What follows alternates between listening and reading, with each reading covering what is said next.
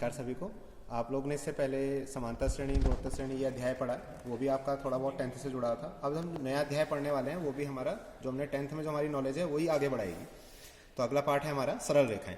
सरल रेखाएं कहाँ से जुड़ा हुआ है आपका टेंथ में? निर्देशांक ज्यामिति आप एक पार्ट पढ़ते थे, तो यहाँ देखिए मैंने निर्देशांक बना रखे हैं। जनरली आप क्षैतिज रेखा जो बनाते हो उसका नाम एक्स अक्ष कहते थे, और एक ऊर्ध्वाधर रेखा बनाते हो उसे क्या कहते हो? वाई अक्ष। जहाँ एक्स अक्ष और वाई अक्ष कट करते हैं एक दूसरे को, उसको हम ओ से प्रदर्शित करते हैं और नाम होता है मूल बिंदु। इतनी बातें आपने पढ़ी है। और किसी बिंदु के बारे में बात करूँ, मान लीजिए मैं एक बिंदु यहाँ लिखता हूँ, तो यहाँ जाने का तरीका पहले हमेशा क्षैतिज मूव करते हैं, फिर जाके ऊर्ध्वाधर। मैंने कहा मान लीजिए इस बिंदु के निर्देशांक x1 y1 है, इसको मैंने p नाम दे दिया। और दूसरा कोई बिंदु मैंने यहाँ ले लिया, इस समझ लीजिए ऐसे x में क्या होगा, यहाँ y में क्या होगा, और ये कोई दूसरा बिंदु है, दूसरा है, इसलिए x2 y2 कह दिया और इसका नाम मैंने pq कह दिया। हमने क्या क्या पढ़ा था? हमने सबसे पहले दूरी वाला सूत्र पढ़ा था, दो बिंदुओं के बीच की दूरी। पूरा नहीं लिखा मैंने, खाली शॉर्ट में दूरी लिख दिया। अभी यहाँ चित्र जो बना रखा है उसके अकॉर्डिंग दूरी जो है वो PQ का सूत्र क्या पढ़ा था? दो बिंदुओं के बीच में आप एक्सों को माइनस करवा दो। अब आपने सूत्र x1 माइनस x2 पढ़ा हो, चाहे x2 माइनस x1 पढ़ा हो, दोनों एक ही आ जाते हैं क्योंकि होल स्क्वायर करना है, plus y1 minus y2 whole वर्ग। ये आपने पढ़ा है, कैसे आया उसका इंट्रोडक्शन यहाँ देने की जरूरत नहीं पड़ेगी।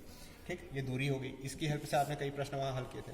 उसके बाद दूसरा क्या, P और Q के बीच में मान लीजिए कोई यहाँ बिंदु आता है, ये एक P बिंदु था, दूसरा Q था, इसके बीच में यहाँ कोई बिंदु P Q, इसका निर्देशांक x1 y1, दूसरे का x2 y2।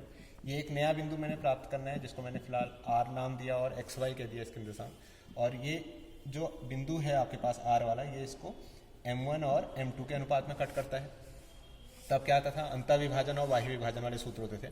तो याद करने का तरीका, ये क्रॉस जाता है, m1 m2 लिखा है तो m2 जाएगा x1 के पास, m1 जाएगा x2 के पास, और दोनों के बीच में एडिशन अगर अंतःविभाजन है, और अपॉन में m1 प्लस m2। ये इसका x निर्देशांक हो गया, x वाली वैल्यू। y वैल्यू लिखूंगा तो सेम ही process, m2 y1 plus m1 y2 upon m1 plus m2। इसी का स्पेशल केस क्या बनता था? अगर यह मध्य बिंदु होता तो अगर ये दूरी 2 है तो इधर को भी 2 होती, और 2 और 2 का अनुपात 1:1 हो जाता। तो इसलिए मध्य बिंदु का सूत्र यहीं से निकल आता हमारे पास। मध्य बिंदु निकल आता हमारा कितना? m1 m2 की वैल्यू एक एक करके रख दोगे तो ये x1 प्लस x2 बट्टे 2, y1 प्लस y2 बट्टे 2। ये चीज़ें आपने पढ़ी है। एक और चीज़ पढ़ी थी, त्रिभुज का क्षेत्रफल पढ़ा था। त्रिभुज के क्षेत्रफल के लिए 3 बिंदु हैं, मान लीजिए एक बिंदु के निर्देशांक x1 y1, दूसरे के x2 y2 और तीसरे के x3 y3। नाम देता हूँ, मान लीजिए इसको नाम मैंने a कह दिया, इसको b कह दिया, इसको c कह दिया। तो त्रिभुज ABC का क्षेत्रफल, त्रिभुज ABC का क्षेत्रफल, एरिया लिख सकता हूँ, मैंने फिलहाल क्षेत्रफल लिख दिया। बराबर क्या पढ़ते थे याद होगा, हाफ लिखो, और पहला याद कर लोगे तो आसान रहेगा, x1 into y2 minus y3, plus आए को इसी की साइकिल है, x1 के बाद x2, y2 के बाद y3, y3 के बाद y1 plus x3 y1 minus y2। ये सूत्र आपने पढ़े थे, बस खाली याद दिला रहा हूँ।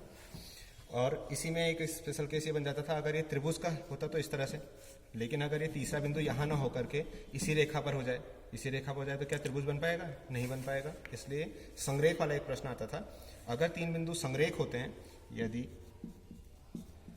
3 बिंदु संरेख हैं तो आप क्या करते थे? अगर 3 बिंदु संरेख हैं कहेंगे, खुद ही समझ गए आप, ये त्रिभुज का क्षेत्रफल कितना आ जाएगा से कहेंगे तो त्रिभुज का जो क्षेत्रफल है, त्रिभुज ABC जो आप कर रहे थे, इसका एरिया या क्षेत्रफल ये कितना आना चाहिए? 0।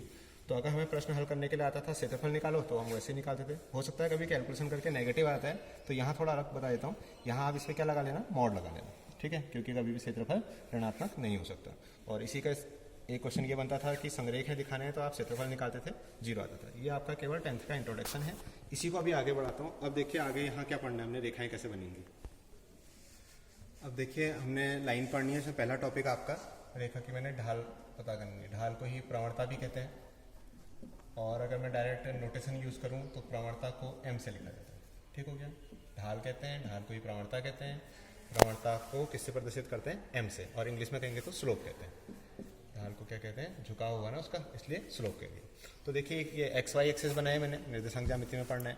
आप मैंने एक लाइन ऐसी खींच दी, ठीक हो गया।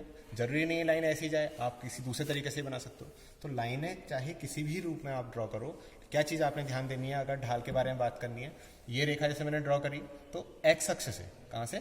एक्स अक्ष से धनात्मक दिशा में। धनात्मक दिशा कौन सी होती है? एंटी क्लॉकवाइज डायरेक्शन, जैसे घड़ी घूमती है उसकी विपरीत दिशा में। तो ये रेखा है, ये एक्स अक्ष है, कोण तो ये भी बन रहा है, लेकिन आप देखो ये कौन सी दिशा हो जाएगी, घड़ी की दिशा हो जाएगी। मैंने क्या कहा, घड़ी की विपरीत दिशा वाला, वामावर्त दिशा में। तो कहाँ से मेजर करोगे, एक्स की धनात्मक दिशा में, एक्स अक्ष से धनात्मक दिशा में। ये होगी आपके पास जितने का भी कोण बनाती होगी। मैंने अल्फा लिखा है, उसका टेंजेंट लिखोगे तो ढाल क्या बन जाएगा, टेन अल्फा। लेकिन अगर उस चित्र के बारे में बात करूं, उसमें ये रेखा बना रखी है, तो कोण तो फिर यहाँ से ही बन रहा है। लेकिन फिर वही बात मैंने कहा, कहाँ से लेते हैं, एक्स अक्ष से लेते हैं और धनात्मक दिशा। धनात्मक दिशा कैसे, घड़ी के घूमने की विपरीत दिशा। तो ये नापा, ये कोण अलग होगा कुछ, मान लीजिए इसको मैंने बीटा कहा है, तो इस चित्र के हिसाब से इसका ढाल कितना आ जाएगा, 10 बीटा आ जाएगा। तो आप डायरेक्ट क्या याद कर सकते हो, अगर 1 नंबर का कोई प्रश्न पूछता है आपसे, कहता है उस रेखा की प्रवणता ज्ञात कीजिए जो एक्स अक्ष की धनात्मक दिशा से इतने का कोण बनाती है, तो आपने क्या करना है, उसका 10 कैलकुलेट कर लेना है। ठीक है, एक्सरसाइज में ऐसी एक प्रश्न अगर आपको दिया रहेगा, उसमें मान लो इसी प्रश्न में मैं कहता हूँ, मैं कहता उसने वाई एक्स से दिया है, अगर उसने वाई एक्स से 30 डिग्री का कोण दिया हुआ है, तो आप उस प्रवणता को 10 30 नहीं कहोगे। क्यों, क्योंकि यहाँ से 30 बना वाई एक्स से, तो एक्स से कितने का बनेगा, 60 का बन जाएगा। नहीं, ये 30 का है, ऐसा समझ लीजिए ये 30 है, तो ये टोटल 90 हुआ, तो ये कितने का बन जाता है, 60 का। इसलिए प्रवणता कितनी आती है उस वाले केस में, 1060 आ जाती है। 1060 की वैल्यू आपको याद ही होगी, √3। ठीक, एक कॉन्सेप्ट तो ये हुआ। अब देखिए प्रवणता को ही दूसरे रूप में, यदि आपको रेखा की कोण नहीं दिया है, क्या दिया रहेगा, 2 निर्देशांक दिए हैं, आपसे कहा इन 2 बिंदुओं को मिलाने वाली रेखा की प्रवणता ज्ञात कीजिए। तो मैंने एक चित्र बनाया, मैंने कहा एक बिंदु के निर्देशांक x1 y1 है और दूसरे के x2 y2, तो रेखा ये बन गई। अब प्रवणता कैसे बताई थी, मैंने कहा उस रेखा का एक्स अक्ष की धनात्मक, एक्स अक्ष से धनात्मक दिशा में बनने वाले कोण का टेंजेंट है 10। मान लीजिए इस कोण को मैंने अल्फा कह दिया, या थीटा यूज करना होगा, आप थीटा यूज करना, मैंने अल्फा लिखा, ये अल्फा है। तो आप देखो मैंने यहाँ पर अगर मैं x1 y1 कह रहा हूँ, तो आप समझिए ये डिस्टेंस x1 है और ये डिस्टेंस y1 है। ऐसे इसको x2 y2 कह रखा है, तो ये डिस्टेंस x2 है और ये डिस्टेंस y2 है। ठीक, अब ये कोण अल्फा है, तो इसी के संगत कोण ये भी कितना हो गया, अल्फा हो गया। और 10 कैलकुलेट करना है प्रवणता के लिए, m कहते हैं, कहा था m बराबर 10 अल्फा, लेकिन कोण तो दिया ही नहीं था। निर्देशांकों से कैसे निकालूंगा, 10 क्या होता था आपको याद होगा, 10th में पढ़ा है, 10 अल्फा 10 होता था आपके पास लंब बट्टे आधा, तो लंब ये बनेगा QR वाला। तो ये पोर्शन कितना है, ये पूरी हाइट y2 है, इसमें से ये कम करना पड़ेगा, और ये हाइट किसके बराबर, y1 के बराबर, y2 माइनस y1। और आधार कितना बनेगा, आधार इस सूत्र से x2, ये पूरा यहाँ तक, लेकिन आधार ये पूरा कहाँ, इतना ही है, इसलिए x1 कम करना पड़ेगा, x2 माइनस x1। समझ में आया, बहुत अच्छी बात। नहीं है तो आपने सूत्र याद कर लेना है प्रवणता के लिए।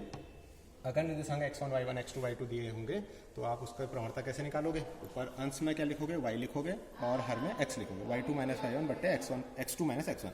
आपने कहा नहीं सर हमने y1 माइनस y2 लिख दिया, कोई फर्क नहीं पड़ता, ऊपर y1 माइनस y2 लिखोगे तो नीचे भी क्या लिखोगे, x1 माइनस x2। इतना याद रखना है कि ऊपर y1 है। ठीक है, थैंक यू।